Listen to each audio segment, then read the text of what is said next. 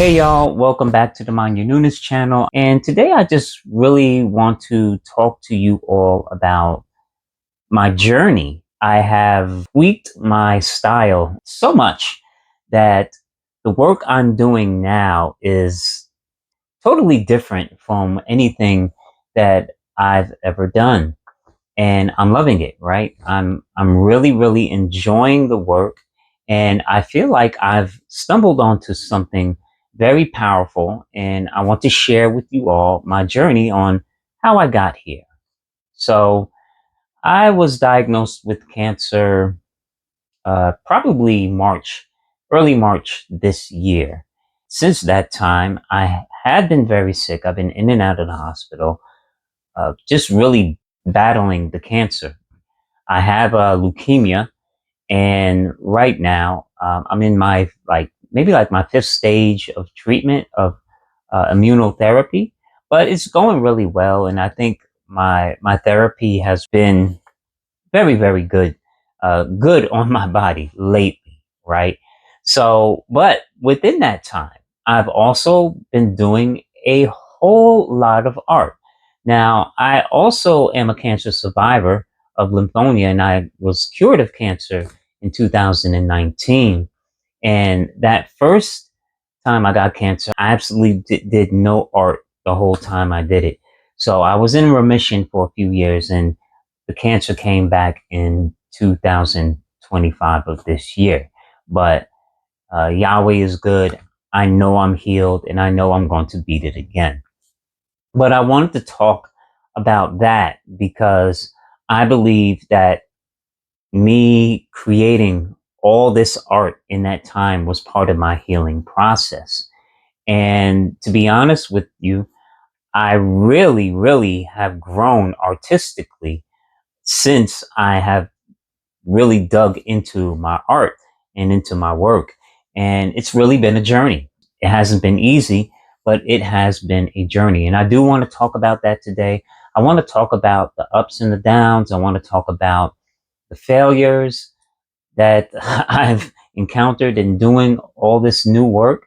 And I want to talk about the successes too. So I'll start here where I started really doing a lot of collage work in this sketchbook, and I did a few videos about it.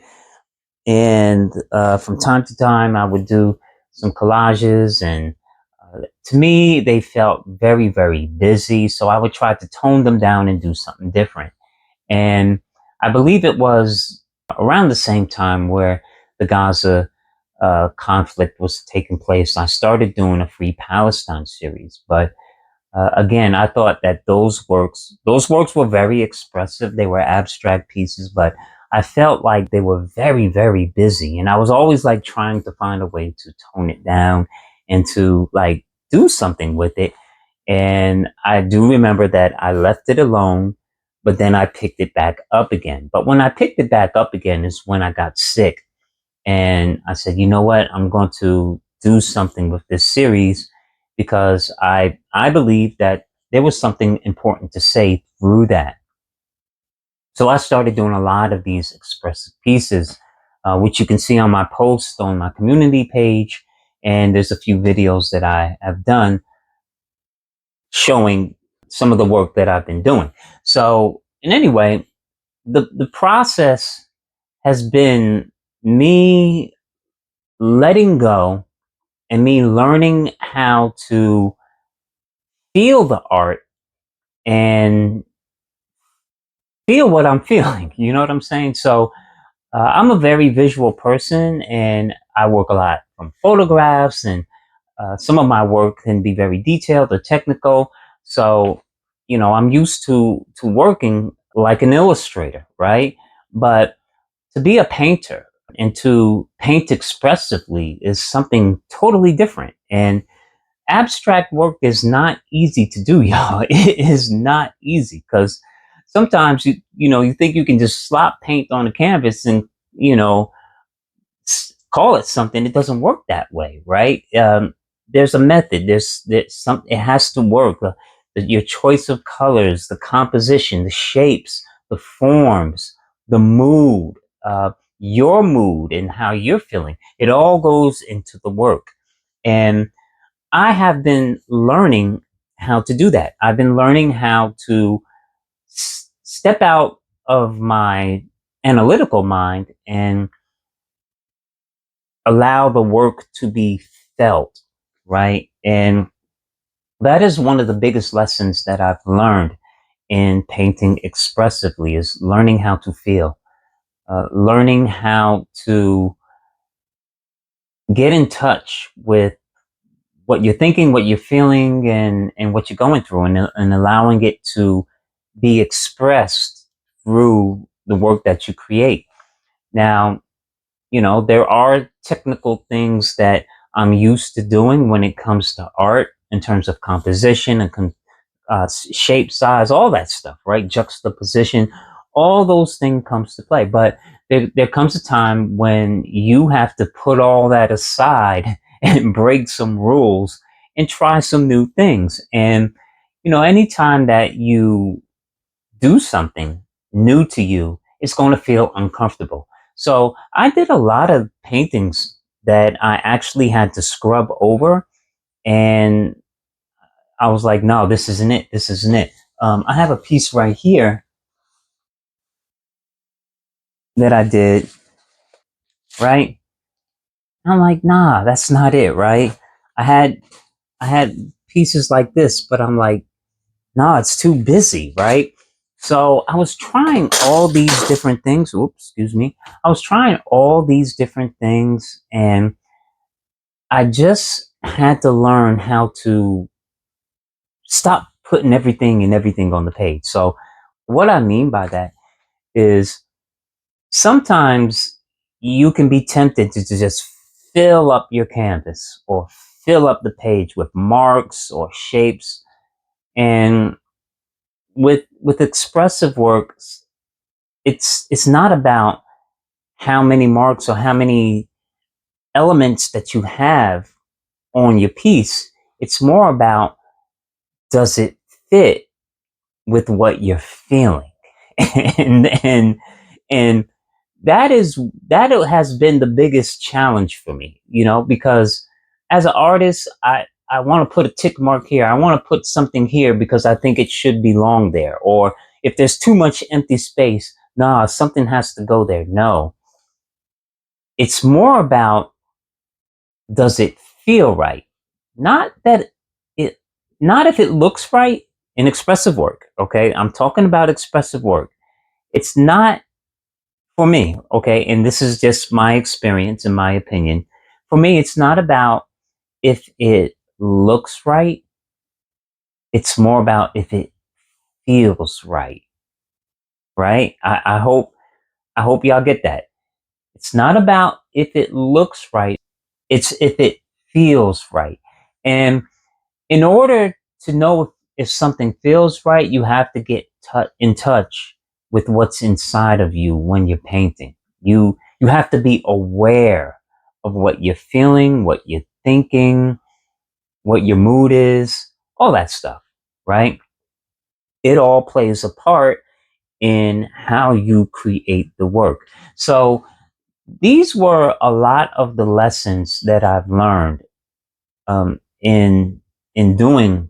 I think I may have done like a couple hundred paintings so far, until I started getting a few paintings that I really, really was like, something's there.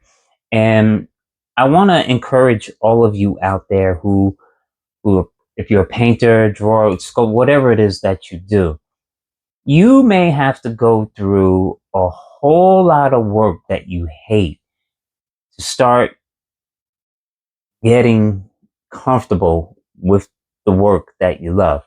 And let me put it this way as well.